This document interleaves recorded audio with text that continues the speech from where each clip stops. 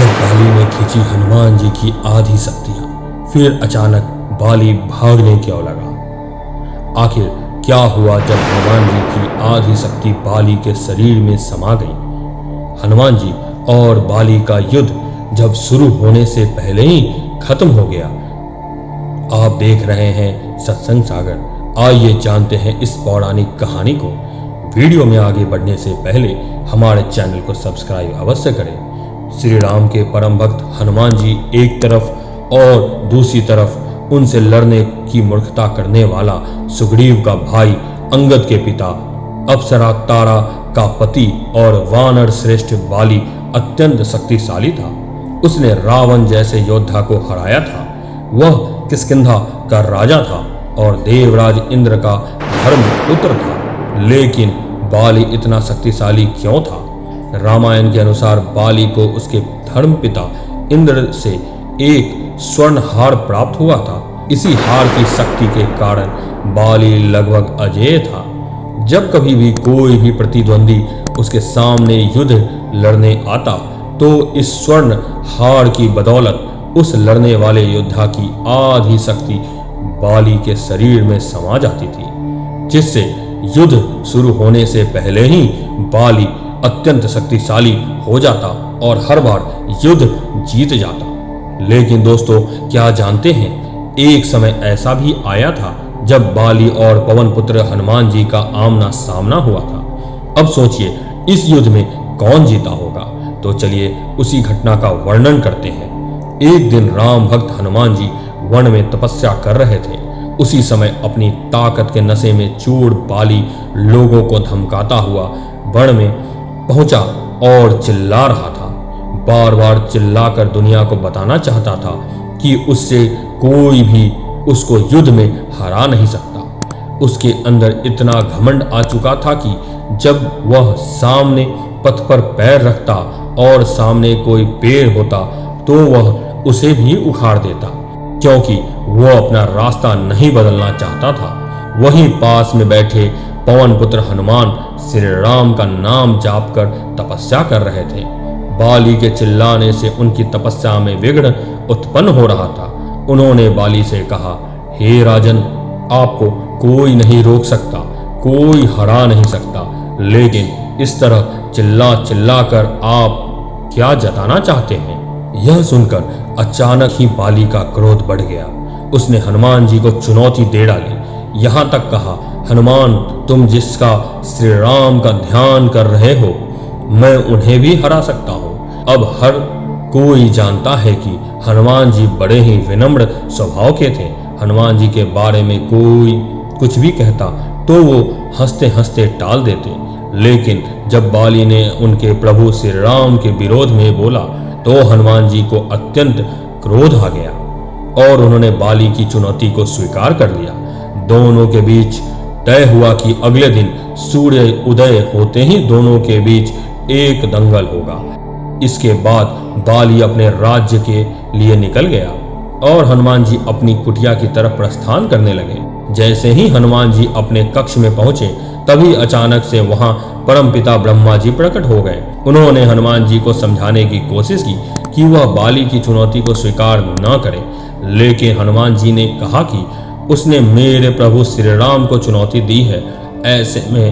ऐसे में अब यदि मैं उस चुनौती को अस्वीकार कर दूंगा तो दुनिया क्या समझेगी, इसलिए उसको सबक सिखाना जरूरी है। यह सुनकर परमपिता ब्रह्मा जी ने कहा कि हे हनुमान, आप दंगल जाना चाहते हैं, जा सकते हैं, लेकिन मैं आपसे अनुरोध करूंगा कि आप अपनी शक्ति का 10वां हिस्सा ही लेकर जाएं। बाकी की बची हुई शक्तियों को अपने आराध्य के चरण में समर्पित कर दीजिए। दंगल से लौटकर ये शक्तियां फिर से हासिल कर लेना। यह सुनकर हनुमान जी मान गए और अपनी कुल शक्ति का 10वां हिस्सा लेकर वह बाली से दंगल करने के लिए चल पड़े। अब बाली और हनुमान जी आमने सामने थे, लेकिन जैसे ही बाली ने उनके सामने अपने कदम रखे, ब्रह्मा जी के वरदान अनुसार और भगवान इंद्र द्वारा दिए गए स्वर्ण हार की बदौलत हनुमान जी की आधी शक्ति बाली के अंदर समाने लगी। पवन पुत्र हनुमान अपनी शक्ति का 10वां हिस्सा ही इस दंगल में लेकर गए थे।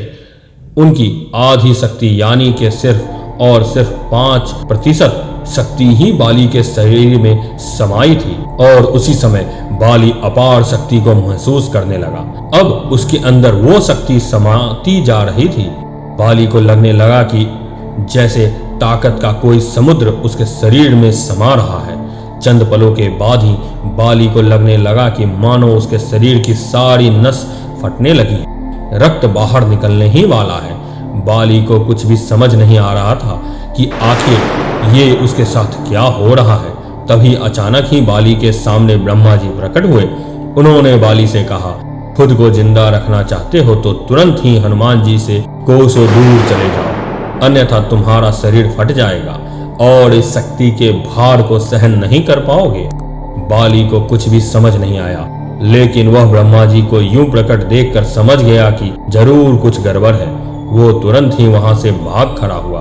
भागते भागते भी बाली को ऐसा महसूस हो रहा था जैसे न जाने कितने सूर्यों की शक्ति उसके शरीर में समा रही है। बहुत दूर जाने के बाद उसे अचानक से राहत मिली, शरीर में हल्कापन आने लगा। तब उसने अपने समक्ष ब्रह्मा जी को प्रकट पाया। तब ब्रह्मा जी ने कहा, तुम खुद को दुनिया में सबसे शक्तिशाली समझते हो मूर्ख बाली, लेकिन तुम्हारा शरीर हनुमान जी की शक्ति का कुछ हिस्सा भी सहन नहीं कर सका। तुम्हें मैं बताता हूँ, युद्ध से एक दिन पहले मैंने हनुमान जी से निवेदन किया था कि वो अपनी शक्ति का सिर्फ और सिर्फ 10वां हिस्सा ही लेकर तुमसे दंगल करने आए, ताकि तुमसे लड़ते समय उन्हें अपनी शक्ति को व्यर्थ न करना पड़े। सोचो, और हनुमान जी सिर्फ अपनी शक्ति का केवल 10वां भाग ही लेकर आए थे। यदि वो संपूर्ण भाग लेकर आते तो तुम्हारा क्या होता बाली? बाली समझ गया था कि उसने कितनी बड़ी भूल की है। बाद में बाली पवन पुत्र हनुमान जी के समक्ष पहुंचा और दंडवत प्रणाम किया और बोला, अति बलवान होते हुए भी शांत रहते हैं और राम भजन गाते रहते हैं, और एक मैं मूर्ख जो अपने इस बल का अपना अहंकार कर बैठा और आपको युद्ध के लिए ललकार लिया, मुझे क्षमा कर दीजिए। वानर राज बाली और हनुमान जी का युद्ध तो टल गया था, क्योंकि बाली हनुमान जी की शक्ति के 10वें हिस्सा या यूं कह लीजिए 1% शक्ति का ही प्रतिद्वंदी था। तो इस खास वाक्य से आप ये पता लगा सकते हैं कि जब स्वयं हनुमान जी अपनी ताकत का सिर्फ 10वां भाग लेकर ही बाली के समक्ष पहुंचे और बाली उसको भी सहन नहीं कर पाया, तो सोचिए रावण अगर हनुमान जी से युद्ध करता तो उसका क्या होता, जो कि स्वयं बाली से हारा था। आपकी क्या राय है? कमेंट बॉक्स में हमें जरूर बताएं। वीडियो अगर अच्छी लगी हो तो हमारे चैनल को सब्सक्राइब करें और ज़्यादा से ज़्यादा शेयर भी करें। देखते रहिए ऐसे ही रहस्यमय पौराणिक कहानियों के लिए आपका अपना चैनल सत्संग सागर।